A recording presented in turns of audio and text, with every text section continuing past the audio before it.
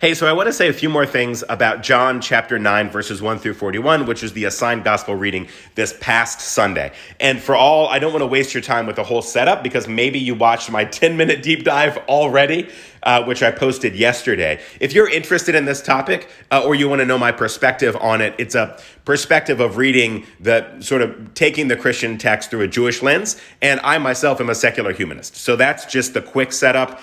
So you don't mistake me for some sort of Bible beating whatever, okay? So go watch that 10-minute deep dive if any of this is interesting to you. I realize for a lot of people it's not interesting, but I've gone pretty niche here. And so if you are watching, then maybe you're into that niche content.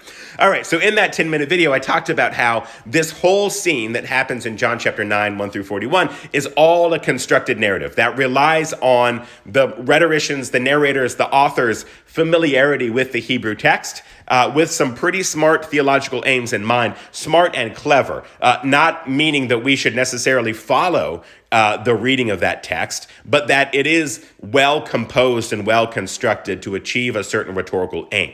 That's the argument. That's the case that I'm making. And furthermore, it would be anachronistic to apply modern concepts of anti-Semitism. Do you know what I'm saying? Anti the J population group of people. It would be anti-Semitic to apply that term from a modern period to context of 2,000 years ago, because those concepts just didn't exist. You've got competing groups, and within the Johannine community, the purported Johannine community, we don't know whether that is a formed cohesive group, if it is a style of literature with a shared theological aim. There are some open questions about that. And that's in that 10-minute video from yesterday if you want to hear more of my take on that. But I want to say a few more things about why it is the case, in my opinion, that this is a constructed narrative in John 9, 1 through 41, and how the engagement and encounter with the Pharisees shows us how constructed the narrative is. And one reason that I think that is the case is that there seems to be an assembled body. There seems to be an assembled group of these Pharisees that does appear to resemble what a court of the Pharisees may be. So whether that is like a Sanhedrin, whether that's like a priestly group of questioning, like that formal court, which is a thing that exists in the world, the Sanhedrin. This is what happens in the Gospels, right? Is that all of the authors of all the Gospels are using familiar imagery and notions and concepts and cultic practice that would be familiar to the largely Jewish audience. But just because you're using familiar imagery and concepts does not thereby, from that, we cannot make the further inferential leap to say, well, it must be true, right? It's true, and it's true in like a fan fiction kind of way. It's like using these really familiar imagery, stories, cultic practices, etc., so that you're connecting with a first century Jewish audience. So that's one of the efforts here. And also, these are largely Jewish authors who are addressing Jewish audiences. That is largely what the Greek scriptural material is about. Certainly the gospel accounts are that way, composed in the latter half of the first century of the Common Era with deep familiarity with temple, cultic practice, rite and ritual, etc. And so this Pharisaic group that assembles what looks a lot like a Sanhedrin or a court of questioning for Jesus after the performance of a purported sign in John 9. They say, well, listen, Jesus, you can't have these powers because you're clearly sinning, because you're violating the Sabbath by healing. Well, first of all, that is far from settled. That's a trope that appears in many of the gospel accounts, but it's far from settled within Jewish theology at that time, and even kind of through now a little bit, although things are pretty well worked out, I think, in the modern expression of Judaism as lived today. But if you go to a text like the Gemara, which is an extra biblical within the Hebrew tradition, these are still pretty sacred, pretty holy texts. They're pretty instructive and guiding texts. They're extra biblical. They're a series of debates and conversations and interpretations of the law, known as the oral tradition is one way to refer to that. The written tradition would be the actual Torah. The oral tradition would be about how best to interpret the written law or the Torah. The Gemara has a long discussion around healing on the Sabbath.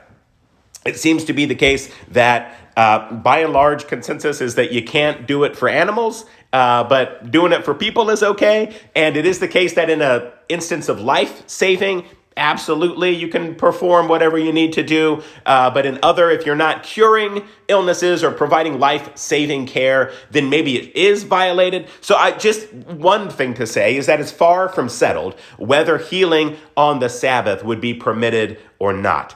Further, if this is the point that this assembled group of Pharisees is making, well, assembling a court is a violation of the Sabbath. And so that's a constructed narrative. It's making it's making a claim disingenuously because it's saying, listen, this assembled body that would be a violation is now accusing Jesus of doing something that would be a violation.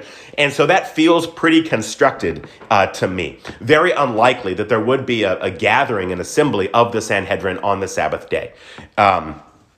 So that's one thing that I think is constructed. Another reason that I think this is constructed, rhetoric, is that the Pharisees further seem to be concerned about, I should say this, that this group that's sort of making its case or having this dialogue in and around this performance of a sign by the purported Jesus, they say, well, listen, those Hebrew people, those Jewish people who are Christ followers have been put out of the synagogues. Well, that's problematic and inaccurate for two reasons. Number one, that would be anachronistic to say that. John's gospel is written at the end of the first century. So if we infer that there's any historicity or veracity to any of the gospel accounts, we know they're not eyewitness testimony. We know they're written decades after the purported ministry of a purported figure, Jesus. We know that they're written decades later. But if there's any core truth, veracity, historicity that exists within the gospel accounts, if we're willing to grant any connection with reality, well, it seems to be the case that Jesus and that movement, they were teaching, learning, attending within synagogues. So that it would be anachronistic and inaccurate to apply from the end of the first century. This idea to where this story would purportedly take place would be like, in the first quarter to half of the first century. You can't just say, well, Christ-following Jewish people were put out of the synagogues. There's no evidence of that within the actual time of Jesus' actual time on earth. If you grant any historicity at all, even marginal historicity to any of the gospel accounts, that seems anachronistically applied. The other reason that that's problematic is because the Pharisees have very little to do with what's happening in synagogues. The Pharisees' role is within the temple, and this story purportedly takes place while the temple is standing. Rome destroys the temple and commits mass slaughter in 70 of the Common Era. But when this story purportedly takes place, the way the rhetorician of John wants this story to take place, it is around the temple, which means the temple would be standing. That is the jurisdiction and the concern of the Pharisees. They don't control who's in or out of the synagogues, and it wouldn't make sense to say the Pharisees themselves would be going to synagogues because the role of the Pharisees would be as officiants within the temple. So there's a couple of reasons that would be problematic, that the Pharisees would even have been assembled in a scene like this. So for those two reasons, it feels very constructed with theological and rhetorical aims, not as a documenting of things that actually occurred. So there are a couple of further problematic things if you take that story to be literally or factually true. It seems very constructed with rhetorical aims in mind. So that's just a little bit more, just a further extension. And we see this in other places. So there's this guy Nicodemus who purportedly is a Pharisee who comes to Jesus under the cover of darkness. And it's like this thing where another rhetorical Jesus versus this confused Pharisee. And yet then a little bit later, and you have this encounter with Jesus and a Samaritan woman. Now, the rhetorician is trying to draw out that Samaritan meeting is in broad daylight, whereas the Pharisee comes in the cover of darkness. And so it seems to suggest some things that are pro-Samaritan and anti-Pharisee in that construction of the story. But there's also a connection to the Hebrew Bible around courtship and marriage that is a trope around a well. And so that's interesting to see that romantic suggestion inference within the Samaritan story. But now I'm getting off track from John 9. So there's just a few more minutes on John 9, and maybe this will be the last video I do on that until I reload for next Sunday, and then we do another text next week and maybe 2 more 10-minute videos. All right, Adam's out. Peace.